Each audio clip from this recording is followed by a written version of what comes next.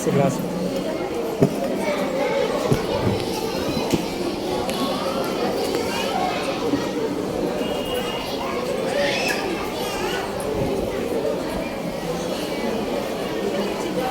పిల్లలు గట్టిగా praise lord. Tiffin చేశారా? టిఫిన్ చేశారా? సరే, లైన్లో కూర్చుంటే బాగుంటుందేమో. లైన్లో అందరూ హ్యాండ్స్ ఫోల్డ్ చేయాలి. Fold your hands, all of you. Hands fold చేయాలి. ఫోల్డ్ చేస్తేనే నేను మొదలు పెడతాను. ఫోల్డ్ చేయాలి. అందరూ స్ట్రైట్గా కూర్చోవాలి. స్ట్రైట్గా కూర్చోవాలి. హ్యాండ్స్ ఫోల్డ్ చేయాలి. ఇంకా ఫ్రంట్. ఓకే, ఇది ఎన్నో రోజు? 5th డే కదా? 5th డేనా? చెప్పట్లేదు. ఆన్సర్ చెప్పకపోతే నేను చెప్పను. నేను లెసన్ చెప్పాలంటే మీరు ఆన్సర్స్ చెప్పాలి నాకు. ఓకేనా?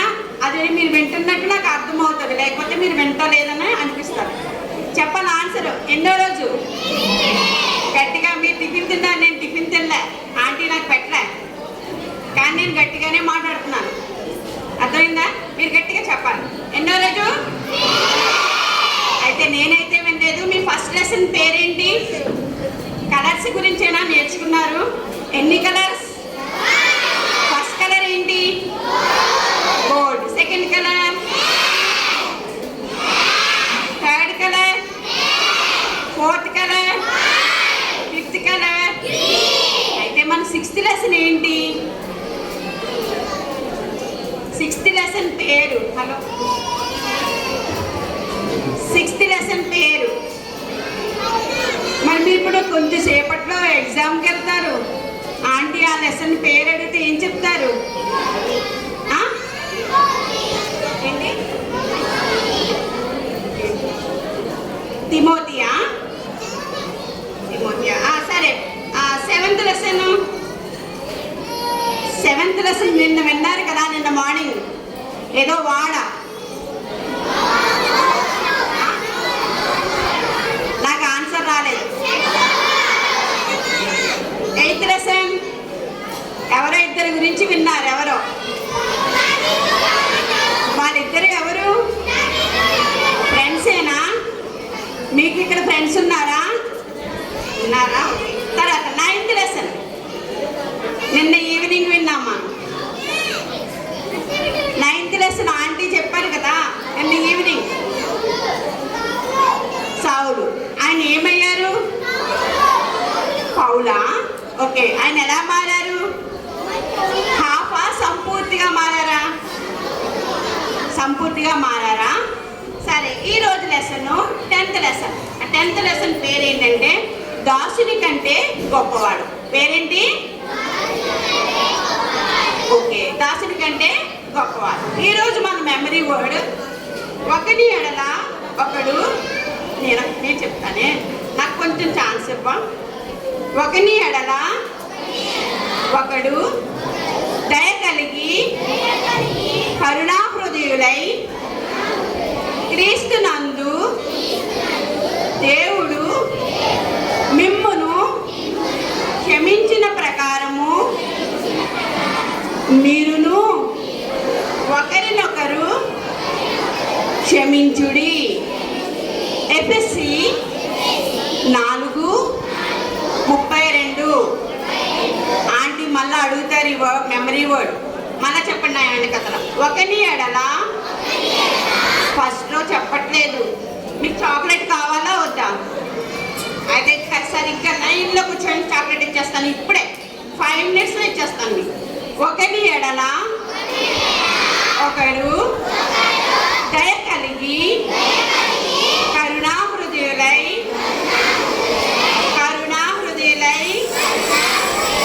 క్రీస్తునందు దేవుడు మిమ్మును క్షమించిన ప్రకారము మీరును ఒకరినొకరు క్షమించుడి. ఎఫెసీ ఎంత?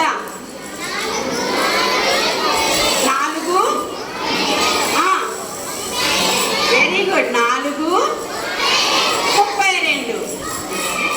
ఓకే, ఇప్పుడు మనము ఇక్కడ ఏం చెప్పారు చూడండి. ఒకరి ఎడల ఒకరు ఏం కలిగి ఉండాలి? దయ. ఏం కలిగి ఉండాలి? చెప్పట్లేదు. ఏం కలిగి ఉండాలి? దయ. నేను ఇలా అరిపిస్తూనే ఉంటాను. నేను అరుస్తాను, మీరు అరుగురు కానీ, సరేనా? ఇంకోటి చెప్పాను. ఇంకో పాయింట్ ఉంది. ఏం కలిగి ఉండాలి? కరుణా హృదయం. ఏం కలిగి ఉండాలి? మీకుందా? ఉందా? కరుణా హృదయం ఉందా? ఓకే, అయితే నెక్స్ట్ ఇంకొకటి. ఒకరినొకరు ఏం చేసుకోవాలి మనం? చెప్పట్లేదు గర్ల్స్. నిన్నంతా ఆంటీ మిమ్మల్నే పొగిడారు, కానీ నేను బాయ్స్నే పొగుడుతున్నాను, గర్ల్స్ని పొగట్లే. గర్ల్స్ చెప్పట్లే. ఏమన్నారు? క్షమించాలి. ఎవరిని చేయాలి? ఒకరినొకరు. సరే, ఒకరినొకరు మనం క్షమించుకోవాలి. సరే, మీకు ఒక చిన్న స్టోరీ చెప్తాను. చెప్పనా వద్దా? ఓకే, చెప్తాను. మన స్టోరీలో ఒక అమ్మాయి ఉందన్నమాట. ఒక పాప ఉంది. ఆ పాప పేరేంటి? ఏం పేరు పెట్టుకుందాం? చెప్పండి. బాబోయ్, భానుప్రియ వద్దు, మనం పెట్టుకోకూడదు. అలాంటి పేరు మనం పెట్టుకోకూడదు కదా. పెట్టుకుందామా? వద్దు కదా. మనం అమ్మాయి పేరు పెట్టుకుందాం. తన పేరు సుసన్న. ఎవరు? తను ఒకరోజు ఏం చేస్తుందంటే, వాళ్ళ మమ్మీ ఒక బాక్స్లోని చాక్లెట్స్ పెట్టిందంట. ఏం పెట్టింది? చాక్లెట్స్ పెట్టిందంట. వాళ్ళ మమ్మీకి తెలియకుండా 2 చాక్లెట్లు తీసుకుందంట. ఎన్ని? 2 చాక్లెట్లు తీసుకుందంట. చాక్లెట్స్ ఎలా ఉంటాయి? స్వీట్గా ఉంటాయా, హాట్గా ఉంటాయా? స్వీట్గా ఉంటాయి. తను తిన్నది, తనకి నచ్చింది. ఏం చేసింది? మళ్ళా తిరిగి ఇంకో 2 చాక్లెట్లు ఏం చేసింది? అమ్మకి తెలియకుండా దొంగలించింది. ఏం చేసింది? దొంగలించింది. ఏం చేసింది? తినేసింది అన్నమాట. తినేసి ఏమైంది? తను తృప్తి పొందింది. కొన్ని రోజులు పోయాక చర్చికి వచ్చిందంట. ఎక్కడికి వచ్చింది? ఎవరితో వచ్చింది? తన పేరెంట్స్తో, ఫాదరు, మదరు, గ్రాండ్ ఫాదర్ తోటి వచ్చిందంట. ఎక్కడికి వచ్చింది? ఎవరెవరు వచ్చారు? ఓకే, అయితే వింటున్నారు మీరు. సరే, నేను కంటిన్యూ చేస్తాను. ఫాదరు, మదర్ తోటి చర్చ్కి వచ్చిందంట. చర్చ్కి వచ్చినప్పుడు చర్చిలో ఎవరుంటారు మనకి? యేసయ్య. మనకు వాక్యం ఎవరు చెప్తారు? వాక్యం పాస్టర్ గారు చెప్తారు. ఆయన్నే మనం దైవజనుడు అని కూడా అంటాం కదా. అలాగే పాస్టర్ గారు ఆ రోజు వాక్యం చెబుతూ నీవు దొంగిలించావు అని వాక్యం చెప్పారంట. అప్పుడు తనకి సుసన్నకి ఏమైందన్నమాట, అయ్యో బాబోయ్, నేను దొంగిలించాను కదా చాక్లెట్లు, పాస్టర్ గారికి ఎలా తెలిసిపోయిందని తను ఆశ్చర్యపడిపోయిందన్నమాట. ఆశ్చర్యపడిపోయేటప్పటికి తను ఏం చేసింది? బాబాయ్, పాస్టర్ గారికి తెలిసిపోయిందని అనేసి భయపడిపోయి వెంటనే ఏడుస్తూ దేవుని దగ్గర ప్రార్థన చేసింది. ప్రార్థన చేసి, దేవా, నేను దొంగిలించాను, నన్ను క్షమించు అని ప్రార్థన చేసింది అన్నమాట. ప్రార్థన చేసినప్పుడు అలా ఉంటుండగానే ప్రేయర్ అయిపోయింది. కానీ తను దొంగిలించాను చాక్లెట్లు అన్న భయం తనలో ఉండిపోయింది అన్నమాట. ఉండిపోయి ప్రార్థన అంతా అయిపోయిన తర్వాత వాళ్ళ తాతయ్య గారి దగ్గరికి వెళ్ళింది అన్నమాట. ఏడుస్తూ నేను ఇలా చేశాను, దొంగిలించాను 2 చాక్లెట్లు. ఆ చాక్లెట్ల గురించి ఇప్పుడు పాస్టర్ గారు దొంగతనం చేయొద్దు అని అనేసి అని అన్నారు. అయితే దేవుడు తనతో మాట్లాడాలని భావించుకొని తను ఏం చేసింది? ఆ తాతయ్య గారి దగ్గరికి వచ్చి క్షమాపణ అడిగింది అన్నమాట. అప్పుడు ఆ తాతయ్య గారు ఏమన్నారంట, పోనీలే, క్షమిస్తున్నాను, మరి ఆ చాక్లెట్ అయ్యో నువ్వు దొంగిలించకుండా నన్నే అడిగి ఉంటే నేను నీకు ఇచ్చేది కదా అని అన్నా సార్. అన్నప్పటికీ తను ఏడుస్తుందన్నమాట. నన్ను క్షమించు తాతయ్య, నన్ను క్షమించంటే క్షమించారన్నమాట. తాతయ్య గారు, నేను క్షమించానులే అమ్మ, ఇంక ఊరుకో అని అనేసి అన్నారు. అది తను ఏమైంది? తాతగారిని క్షమాపణ అడిగింది. అట్ ద సేమ్ టైం ఎవరిని అడిగింది క్షమాపణ? చెప్పట్లేదు, దేవుని కూడా అడిగింది అన్నమాట. తర్వాత మీరు ఒనేసియం గురించి నేర్చుకున్నారా? ఒనేసియం గురించి మనం మీ యొక్క సండే స్కూల్ లెసన్స్లోని వినుంటారు కదా. ఒనేసియము అంటే ఆ ఒనేసియము ఆ పేరుకి అర్థం ఏంటంటే ప్రయోజకుడు అని అర్థం అన్నమాట. ఒనేసియము అంటే ప్రయోజకుడు అని అర్థం అన్నమాట. కానీ తను ఆ ఒనేసేము తన పేరుకి తగ్గట్టుగా తను ఎప్పుడు జీవించలేదన్నమాట. ఎప్పుడు ఏంటంటే అబద్ధాలు ఆడడము, అవిధేయత చూపించడము, ఇట్లాగా జీవిస్తూ ఉండేవాడు అన్నమాట. అయితే ఆ ఒనేసేము తన యజమానుడైన ఫిలోమోను దగ్గర ఉంటూ ఉండేవాడు అనమాట. ఒకరోజు ఏం చేశారనమాట, ఒనేసేము ఆ ఫిలోమోను యొక్క డబ్బుని అంతని దొంగిలించేసి వినట్లేదు దొంగిలించేసి పారిపోయాడు అనమాట. పారిపోయి రోమా పట్టణం చూడండి, ఒనేసేము డబ్బు అంతా తీసుకొని ఎక్కడికి వెళ్ళిపోతున్నారు, రోమాపట్నం అనే పెద్ద పట్టణానికి పారిపోయాడు అనమాట. పారిపోయి తను అక్కడికి వెళ్ళిపోతే తన యజమాని తను గుర్తుపట్టడు, తను హ్యాపీగా జీవిద్దామని అనుకుంటారనమాట. కానీ అక్కడికి వెళ్ళి మరి ఏం చేశాడో, అక్కడ కూడా ఏంటంటే తను దొంగతనం చేసి పారిపోయాడు కదా, ఆ విధంగా అక్కడ ఏమన్నా దొంగతనం చేశాడో ఏంటో కానీ పాపం మళ్ళా ఏమయ్యాడు, చెరసాలలో పెట్టబడ్డాడు అనమాట. కూర్చోవాలి ఎక్కడ చెరసాలలో పెట్టబడ్డాడు అనమాట. పెట్టబడినప్పుడు అక్కడ కూడా తను చాలా కష్టాలు పడుతూ, చెరసాల అంటే ఏంటో తెలుసా, జైలు. వెరీ గుడ్, ఏంటి జైలు అన్నమాట. జైల్లో మన ఇష్టానుసారంగా ఉండొచ్చా? మన ఇష్టమైన అన్నం తినడం, మన ఇష్టమైన చోట పడుకోవడం, ఏసీలు అవన్నీ ఉంటాయా? చాలా కష్టం అన్నమాట జైల్లో జీవించడం. అయితే తను జైల్లో చాలా ఇబ్బంది పడుతూ ఉండేవాడు అన్నమాట. అయితే అలా జీవిస్తూ ఉండేటప్పటికి ఆ జైల్లోని ఒక సువార్థికుడు కూడా ఉన్నారంట. ఎవరున్నారు? సువార్థికుడు ఉన్నారు. ఎవరు? ఆ సువార్థికుడు పేరేంటో మీరు చెప్పగలరా? నిన్న మీ ఆంటీ చెప్పారు నిన్న ఈవినింగ్. సువార్త అంటే ఏంటి? మనం ఈరోజు వెళ్ళారా? మీరు అందరూ సువార్త చెప్పడానికి వెళ్ళారా? సువార్థికుడు అంటే యేసు ప్రభు గురించి సువార్తను చెప్పడం. దేశంలోని ఆయా ప్రాంతాల్లోని ఆయా దేశాల్లోని రాష్ట్రాల్లోని అలా తిరుగుతూని వాళ్ళు సువార్తను ప్రకటిస్తూ ఉంటారన్నమాట. అలాగే ఈయన పేరేంటి? ఏం పేరు? పౌలు అన్నమాట. ఈ పౌలు గారు కూడా అలాగా చెరసాల్లోని ఆయన కూడా ఈ ఒనేసేము లాగే చెరసాల్లో ఉన్నారట. ఈ ఒనేసేము అయితే దొంగతనం చేసి చెరసాల్లో పట్టబడ్డాడు. కానీ పౌలు గారు తన సువార్త చెప్పడం ద్వారా చెరసాల్లో పెట్టబడ్డారు అన్నమాట. చెరసాల్లో ఉంటూ కూడా ఆయన సువార్తను ప్రకటించేవారు అన్నమాట. ఎవరెవరికి? చెరసాల్లో ఉండే పోలీసులకి, ఖైదీలకి, ఆ ఖైదీలని చూడటానికి వస్తూ ఉంటారు కదా, వాళ్ళకు కూడా సువార్తను ప్రకటిస్తూనే ఉండేవారు అన్నమాట. ప్రకటిస్తూ ఉండేవారు. కానీ ఒనేసేము దేవుణ్ణి అంగీకరించకపోతే ఆయన ఏమన్నారన్నమాట, పౌలు గారు సువార్త చెప్తూ నీ యొక్క బాధల్లోని దేవుడు మనన్నిటినీ, మన కష్టాల నుంచి మనకు రావాల్సిన శిక్షని వాటన్నిటినీ దేవుడు భరించి మనల్ని కాపాడుతున్నాడు కాబట్టి తన రక్తంతో మన యొక్క పాపాలన్నింటినీ కడిగి పవిత్రపరుస్తున్నాడని అనేటప్పటికీ ఆ వాక్యం ద్వారా ఒనేసేము రక్షణ పొందాడనమాట. రక్షణ పొందినప్పుడు ఏం చేశాడంటే ఒనేసేము కూడా దేవుణ్ణి అంగీకరించినప్పుడు ఒనేసేము కూడా ఇలాగే దేవుడి యొక్క సువార్తను ప్రకటిస్తూ దేవుని చూడండి, పౌలు గారు ఒనేసేముతో మాట్లాడుతున్నారు అన్నమాట. ఎప్పుడైతే సువార్తను విన్నాడు పౌలు గారి యొక్క సువార్తను విన్నాడు ఒనేసేము, అప్పటి నుంచి పౌలు గారి దగ్గరికి రావడము, అన్నీ మాట్లాడుకోవడం జరుగుతుండేది. అప్పుడు ఒనేసేము ఏం చెప్పాడనమాట, నేను ఇట్లాగా ఒక యజమాని దగ్గర నుంచి సొమ్ముని దొంగిలించేసి ఇలాగా రోమా అనే పెద్ద పట్టణానికి వచ్చేసాను. నా యజమానుడు నన్ను వెతుక్కుంటే నేను కనబడిన ఉద్దేశంతో వచ్చేసాను. కానీ నేనేమో అక్కడ మరి ఏం దొంగతనం చేస్తుంటాడు, అక్కడ కూడా అలవాటైనవాడు కదా, చేస్తుంటాడు. చెరసాలలోకి వచ్చేసాను.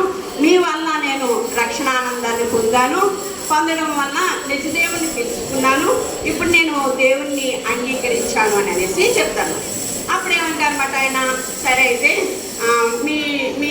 ఆయన పౌలు గారి అన్నీ విన్నారు కదా, ఒనేసేము అన్నీ వినేసేటప్పటికి ఒనేసేము తన క్షమాపణ దేవుణ్ణి కోరుకున్నారు. అదే టైంలోని ఎవరిని పౌలు గారి దగ్గర కూడా క్షమాపణ కోరుకున్నారు. ఆయన క్షమించిన తర్వాత ఇంకా యేసు ప్రభు వారు మనం నిమిత్తమే అనేక ఇబ్బందులు కష్టాలు పడ్డారు కాబట్టి ఆయన మనల్ని క్షమించిన ప్రకారం నేను కూడా నిన్ను క్షమించేస్తాను అనేసి అంటారు. చివరకు ఒనేసేము ఏం చేశాడనమాట, చెరసాల నుంచి విడుదల అయ్యే టైం వచ్చేసింది అన్నమాట. తనకి టైం అయిపోయింది కాబట్టి చెరసాల నుంచి విడుదలయ్యి బయటకు వెళ్ళిపోయే టైం వచ్చేస్తుందన్నమాట. టైం వచ్చేసినప్పటికి మళ్ళీ తను ఎక్కడికైతే వచ్చాడో మన అక్కడికి వెళ్ళిపోవాలి కదా. ఆ దారంతని ఏమయ్యా అనమాట, కొనేసేమో అలాగా నన్ను ఎప్పుడు వెళ్తున్నాను నేను వెళ్ళిపోతున్న టైంలోని పౌలు గారు ఏం చెప్పారంటే, మీ యజమానుడైన ఎవరు ఫిలేమోను కూడా నీ వలే రక్షణ పొందాడు, ఆయనకు కూడా నేను సువార్త చెప్పాను, తను కూడా యేసుప్రభుని అంగీకరించారు కాబట్టి ఆయన కూడా నాకు తెలుసు, నేను ఆయనతో చెప్తాను నీ పాపాలన్నీ క్షమింపబడ్డాయని. నువ్వేమన్నా మరి తను డబ్బులు తీసుకొచ్చాడు కదా, వినట్లేదు. ఆ సొమ్ము అయితే దొంగిలించాడు కదా, ఆ సొమ్ము ఇవ్వాలి కదా, మరి సొమ్ము ఉండదు కదా, అయిపోతుంది కదా, ఖర్చు అయిపోతుంది కదా అని అప్పుడు ఏమంటారంటే, నీకు కావాల్సిన సొమ్ము అంతా నేను తీరుస్తాను, ఒక లెటర్ రాసిస్తాను, నీ యజమానికి ఇచ్చేయని అనేసి అంటారు. సరే అని తను ప్రయాణమై వెళుతూ ఉంటాడనమాట. వెళ్ళడం దూరంలోని అనుకుంటాడనమాట, నా యజమాని నన్ను క్షమిస్తాడా లేదా, తిరిగి నన్ను చెరసాల్లో వేయించేస్తాడా, లేకపోతే ఎవరికన్నా నాకు కొట్టించేస్తాడా అనేసి తను అలా ఫిలోమోను బాధపడుతూ ఆలోచిస్తూ ఉంటాను. వెళ్తూ ఉండగా చివరికి ఆఖరికి ఏమైందన్నమాట, పౌలు గారి ఇంటికి చేరుకున్నాను అనమాట. ఎవరు ఫిలేమోను ఇంటికి ఒనేసిము చేరుకున్నాను.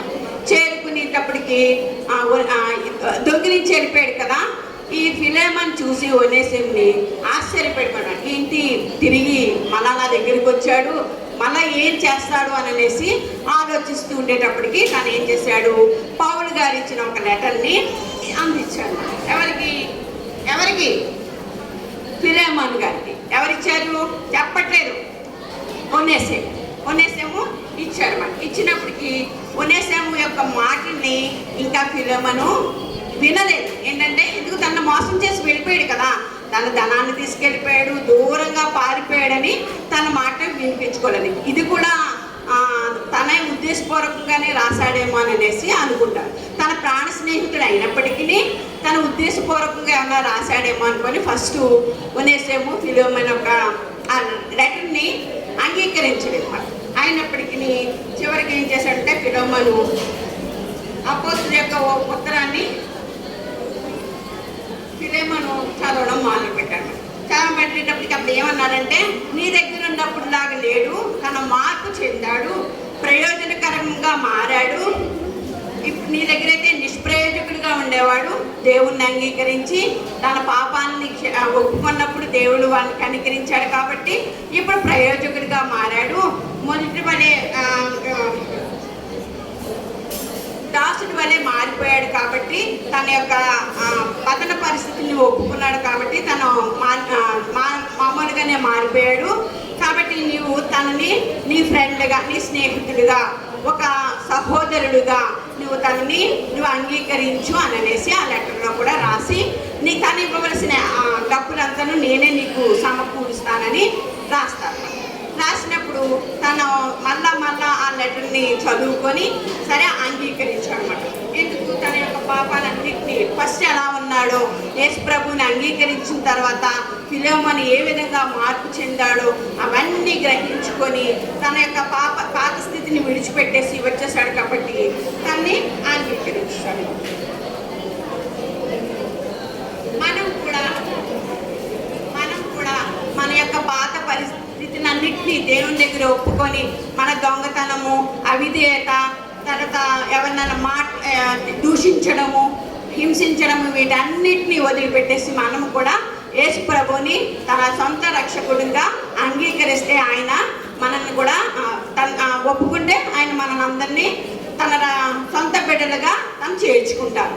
ఆ విధంగానే ఫస్ట్ ఏమైంది, చాక్లెట్ విషయంలో ఆ పాపని తాతగారు క్షమించారు, ఫిలేమోన్ని యేసుప్రభు వారు క్షమించారు. తర్వాత నెక్స్ట్ ఒనేసిముని యేసుప్రభు వారు క్షమించారు, ఫిలేమోను ఒనేసిము కూడా క్షమించారు. అదేవిధంగా మనం కూడా మన పాపాలను ఒప్పుకుంటే యేసుక్రీస్తు ప్రభు వారు మనల్ని కూడా తన బిడ్డలుగా చేర్చుకుంటారు.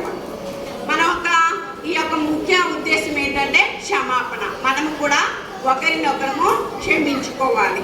అదేవిధంగా జీవిస్తే ఈ దినం నీవు కూడా ఆయన్ని నీ సొంత రక్షకుడిగా అంగీకరిస్తే యేసు ప్రభు వారు మన యొక్క పాపములన్నిటి నుంచి మనకి విడుదల దయచేస్తారు.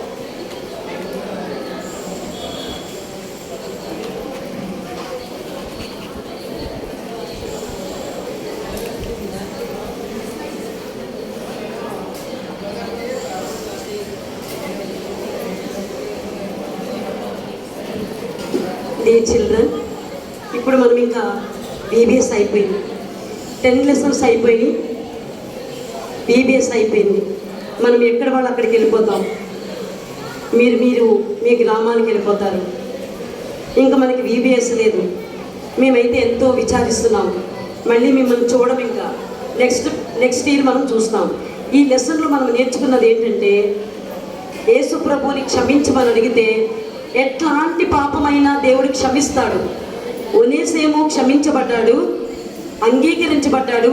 ముందు నిష్ప్రయోజనమైన వాడు, ఇప్పుడు ప్రయోజనకరమైన వాడుగా ఉన్నాడు. మీరు కూడా అంతే. మీరు మీ మందిరాలలో, మీరు సంఘానికి, మందిరమునకు మీరు ఎంతో ప్రయోజకులు అవ్వాలి. చిన్నపిల్లలు నా మాట వినండి.